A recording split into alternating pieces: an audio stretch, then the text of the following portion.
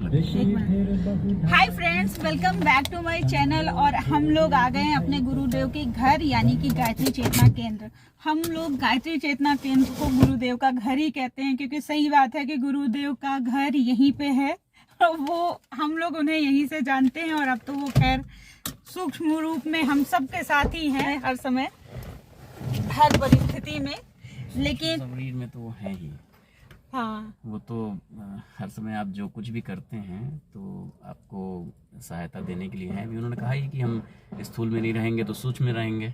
हाँ। लेकिन रहेंगे हमेशा, और जब भी कोई वो होगी आप याद करेंगे तो हम छाता बन के किसी भी विपत्ति में आपकी सहायता करेंगे। और तो ऐसा फील भी होता है। गायत्री चेतना केंद्र उनका घर था, अब मुझे उनकी प्रेजेंस ज़्यादा फील होती है।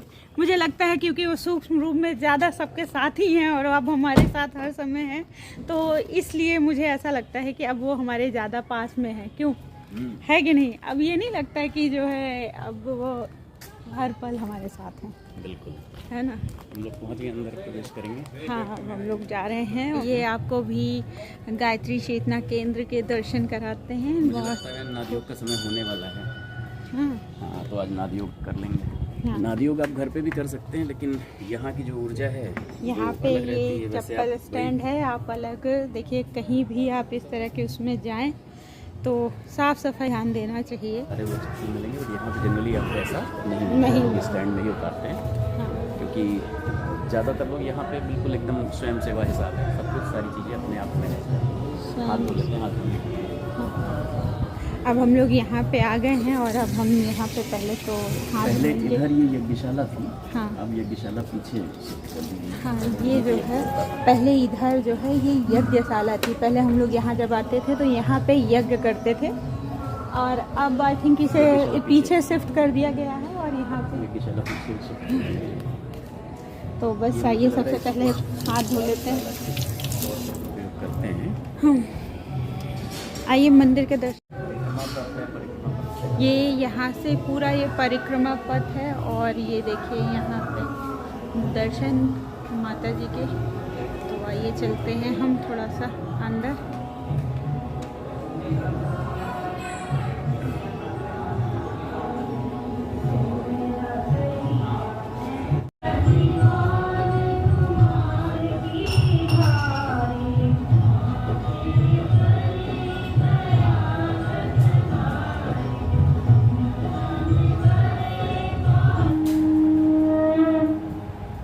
ऋषियों ने अनुभव किया है कि इस ब्रह्मांड में एक दिव्य नाम बराबर कुंडली हुआ है। श्री शिव का जंगल का स्वर है। इनके साथ शरीर का धड़कन, मन, अंतर्करण सब लग रहे हैं, प्रदूषित हो रहे हैं। अंदर के विकास शांत हो रहे हैं। आनंद होकर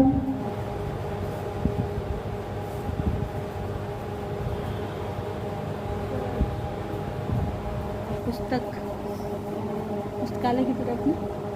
तो आइए चलिए हम लोग पुस्तकालय की तरफ चलते हैं। ओ, लेकिन कैसे चले, पैर सूने हो गए हैं।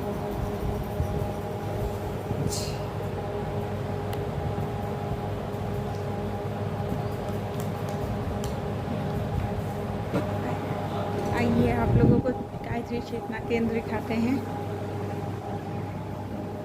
हम लोग इधर चले, क्या पैर बिल्कुल सुन हो गए हैं ना। पुस्तकालय चलते हैं। पुस्तकालय नहीं, स्टोर। स्टोर? पुस्तकालय भी है, स्टोर है ना। ये यहाँ पे यानी बहुत अच्छे यहाँ पर आज वो हुआ होगा ना ध्यान। जब ध्यान होता है उसके बाद ये भोजन करा के। अच्छा, ध्यान कराने के बाद फिर भोजन भी होता है ना? ध्यान ऊपर होता है, 3rd फ्लोर पे।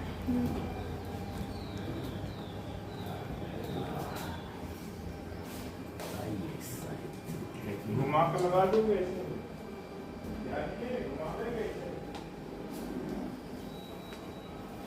आपको आज हम गायत्री चेतना केंद्र के दर्शन करा रहे हैं। यहाँ पे ये संस्कार शाला है। यहाँ पे संस्कार होते हैं सारे तरह के। कैटलॉग टाइप का भी है जिसमें सारी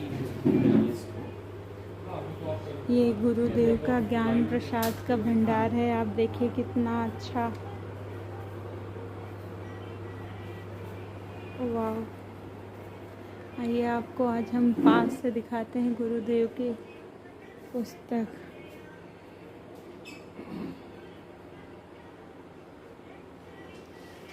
ये हमारे गुरुदेव की जो है, ये देखिए, आस्तिकवाद, तथ्य एवं सत्य, नियामक सत्ता एवं उसकी विधि व्यवस्था, सृष्टा का अस्तित्व, सृष्टि के कण कण में प्रमाणित, मन की तुष्टि।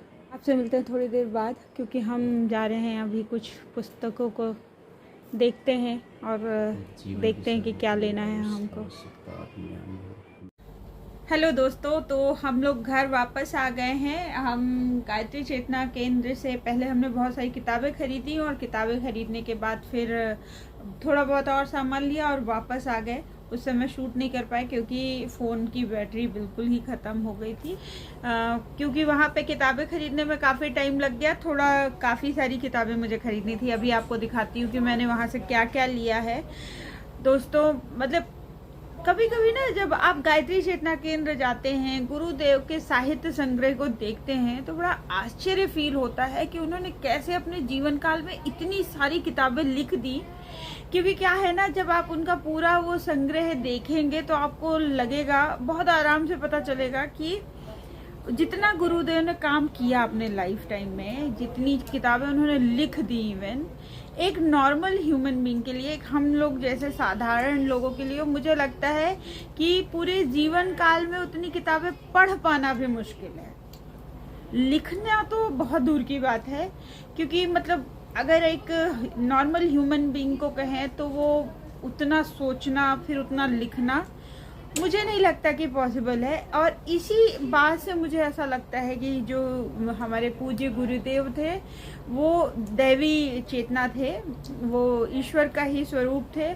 और जो उन्होंने अपना इतना विशाल जो साहित्य सृजन किया है वो हम जनमानस के मार्गदर्शन के लिए किया, ताकि हम एटलीस्ट अपने लाइफ में उसका अगर 1/3 या 1/4 हिस्सा भी पढ़ पाए तो हमारे जीवन का उद्धार हो जाएगा। तो आइए आपको भी दिखाते हैं कि आज मैंने क्या क्या किताबें खरीदी हैं, क्योंकि मुझे मतलब वहां जाने के बाद मुझे तो लगता है ना कि क्या क्या ले लो, सब तरफ ज्ञानी ज्ञान आपको बिखरा हुआ मिलेगा। तो ये समझ नहीं आता है कि क्या लें क्या छोड़े, लेकिन वही बात है कि जितना पढ़ पाएंगे, अब हम तो गुरुदेव की तरह दैविक चेतना है नहीं, तो हम उतना पढ़ पाए यही नहीं बहुत मुश्किल है।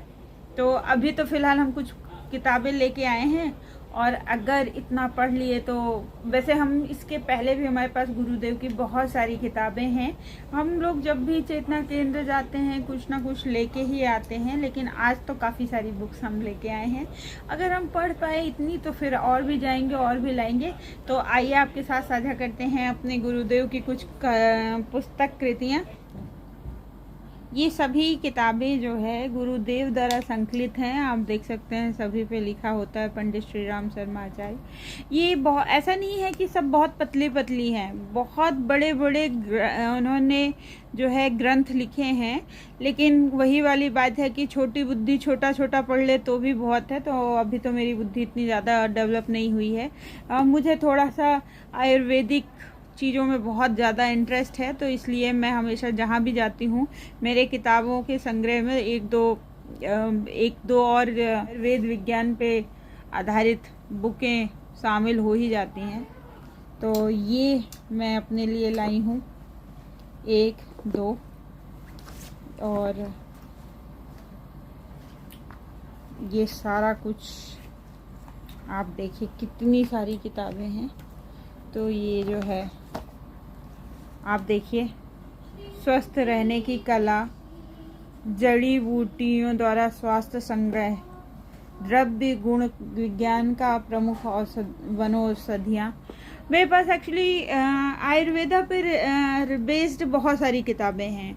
मतलब एटलीस्ट मेरे पास कम से कम कुछ नहीं तो 10-15 किताबें ज़रूर होंगी, क्योंकि मुझे बहुत ज़्यादा अच्छा लगता है ये पढ़ते रहना।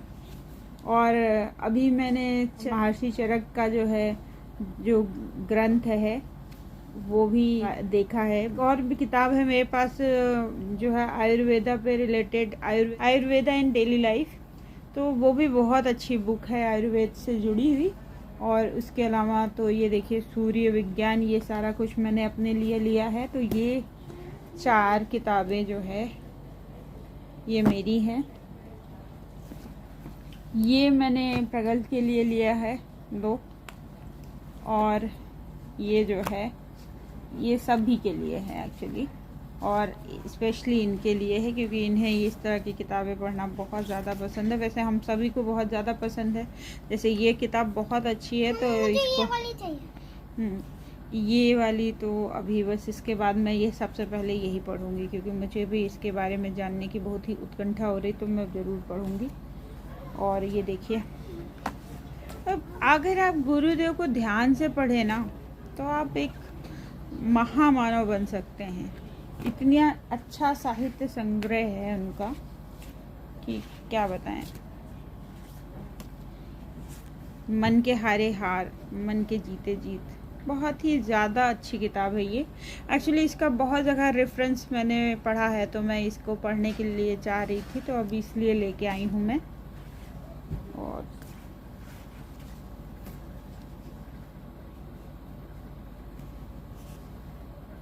ले आई हूँ आज, अब जा रही हूँ इनको रखूँगी। और एक और चीज़ मैं लाई थी, मुझे मिल गई तो मुझे बहुत अच्छी लगी, ये गुरुदेव का स्मृति चिन्ह।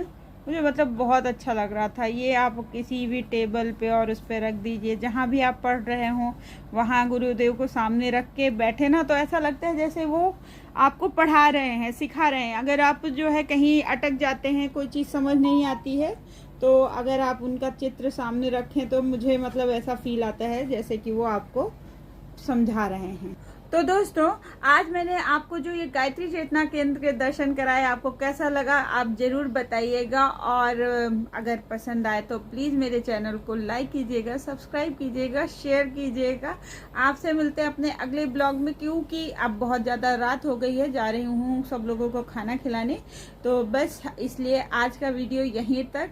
आपसे मिलते हैं अपने अगले ब्लॉग में, तब तक के लिए बाय बाय। Bye bye.